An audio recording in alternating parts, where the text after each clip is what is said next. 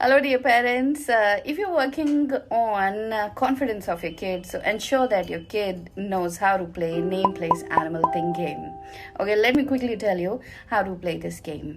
अपने बच्चे को बोले ABCD till Z तक पढ़ने के लिए, or you can stop him or her at any place. Let's say you stopped him or her at letter C. So बोले C से एक नाम बताएं, like चंदन, then place का नाम चाइना, काउ, और सी से आपको कोई थिंग याद आ रही है तो आप बता सकते हैं कि सी से क्या थिंग है.